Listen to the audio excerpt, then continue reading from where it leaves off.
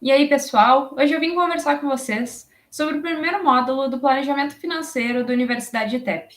Eu me chamo Isabela Rubim, sou a atual diretora de projetos do ano de 2022 e idealizadora da Universidade ITEP. Então, nesse primeiro módulo, a gente vai conversar um pouco sobre o que é e conceitos básicos sobre planejamento financeiro. Então, eu trouxe aqui o conceito e a definição de planejamento financeiro, que é o conjunto de análises de indicadores, projeções para o negócio e ferramentas que processem essas informações já anteriormente coletadas. Então, essa é a definição de planejamento financeiro.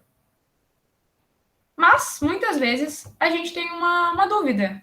Então, o que é planejamento financeiro? O que é estruturação financeira? Então, eu também trouxe a definição de estruturação financeira para vocês. É um conjunto de ferramentas, processos e rotinas que objetivam a orientar a empresa para uma gestão financeira assertiva, para uma gestão financeira sustentável. E aqui eu trago a comparação do que é a estruturação financeira e o que é um planejamento financeiro. Então, na estruturação, como já diz o nome, é uma estruturação.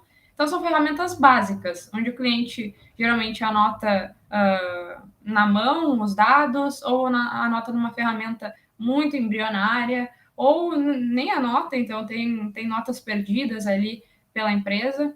Então, a gente vai construir uma ferramenta básica de organização financeira, ou, enfim, indicar um software básico de organização financeira, que tenha, por exemplo, plano de contas, fluxo de caixa, um balanço geral, um DRE simples, que eu vou explicar um pouquinho mais para vocês daqui a pouquinho.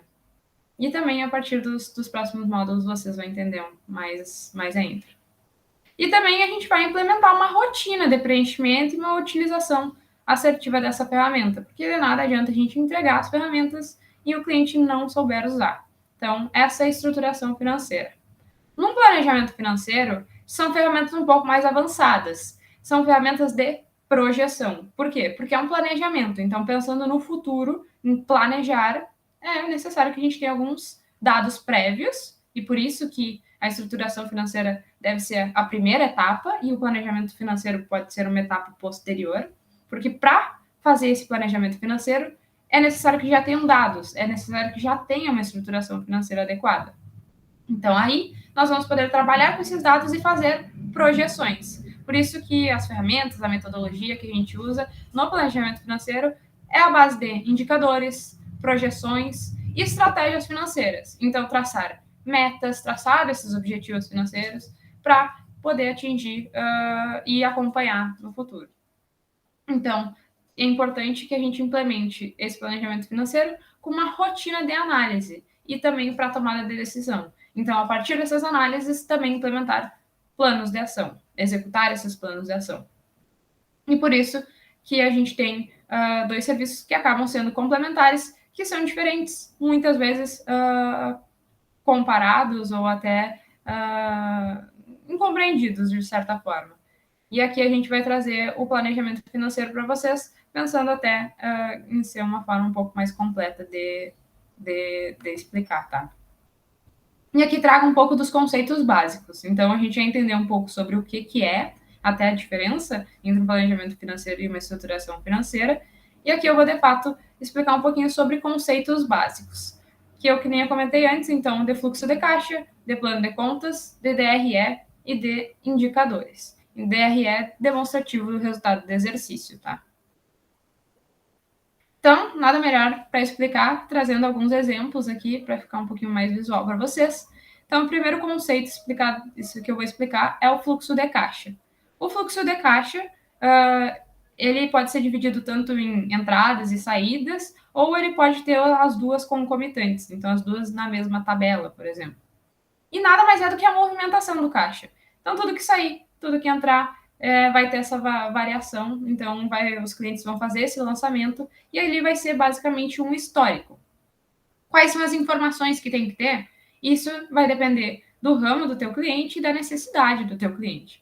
Então, por exemplo, aqui, nesse primeiro exemplo tem data, natureza, que é a forma de pagamento, cliente, tipo, descrição, valor. Já na parte de baixo, tem algumas outras categorias, como data de lançamento e não a data de pagamento, enfim, tu pode ter essa variação conforme a necessidade, que nem eu comentei. E aqui vai ser basicamente a movimentação. Algumas categorias são importantes ter, e eu vou explicar sobre categorias aqui no plano de contas. No plano de contas também tem essa separação de saídas e entradas, mas o plano de contas é a categorização dos tipos dessas movimentações. Então a gente entende que a gente tem saídas e entradas, mas essas saídas e entradas têm categorias, macrocategorias, microcategorias, depois a gente vai conversar um pouco sobre também. Mas, por exemplo, no plano de contas, aqui eu vou trazer nessa primeira tabela, tem gestão de pessoas.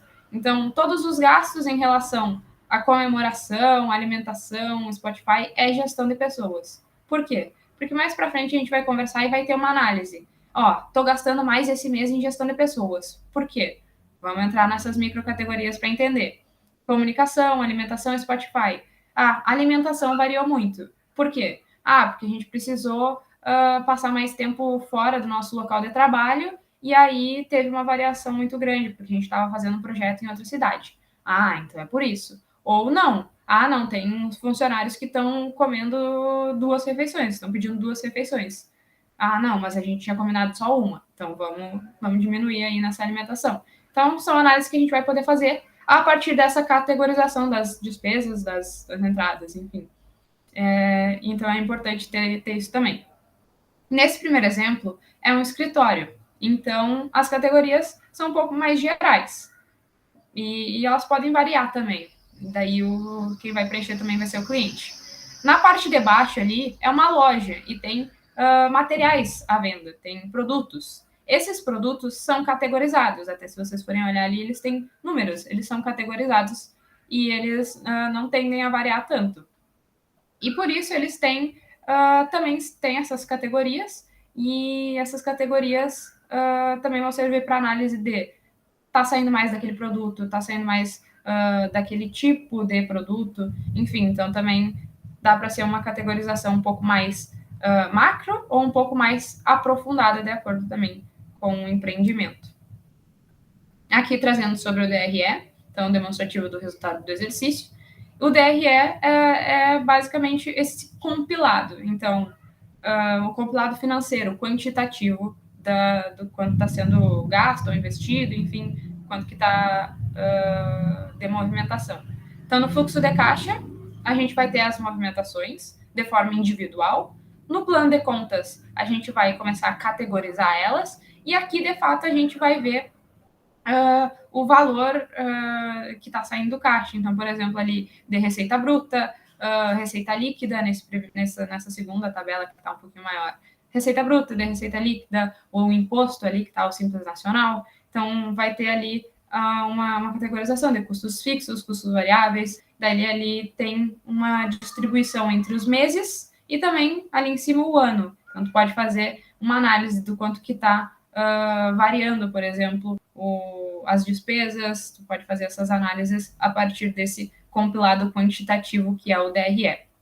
Nesse caso que eu estou falando aqui, era uma projeção, era um DRE com projeção para os próximos anos, então ia até, por exemplo, o 20º ano, era uma projeção bem longa, porque se tratava de uma análise de viabilidade econômico-financeira. Então, entrava até conceitos um pouco mais complexos, sobre BPL, sobre TMA, enfim, taxa mínima de atratividade, valor presente líquido, enfim, tem outros indicadores que estão mais ali embaixo, mas que a gente acaba não usando quando é algo um pouco mais simples, como uma estruturação financeira. Então, a gente usa quando é uma análise de viabilidade.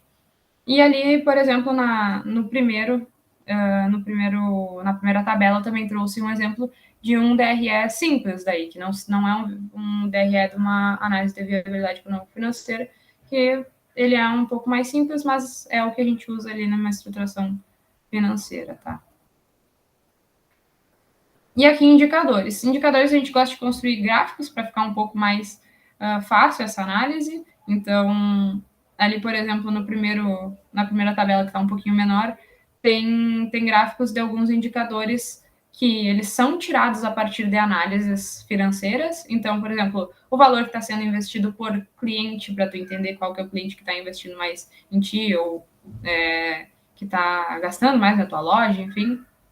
A porcentagem financeira de gastos de entradas por categoria. Então, qual é o tipo de serviço que está saindo mais? E essas análises a gente consegue fazer a partir dos outros ferramentas que eu comentei. E ali embaixo tem um balanço geral, junto com, por exemplo, na categoria X está saindo um valor Y, na outra categoria está saindo um valor Z, e daí tu pode também fazer essas análises. Tem também indicadores como ponto de equilíbrio, rentabilidade, taxa de crescimento anual, que também são alguns indicadores que vão variar de acordo com o interesse do cliente, mas são alguns indicadores que a gente pode usar numa estruturação financeira ou num planejamento financeiro. E a gente gosta de trazer os gráficos simplesmente para essas análises serem um pouco mais fáceis, né? Um pouco mais visuais. E desse módulo era isso. Fico à disposição para quem quiser me chamar. E muito obrigada e pode seguir para os próximos vídeos, tá bom? Até mais.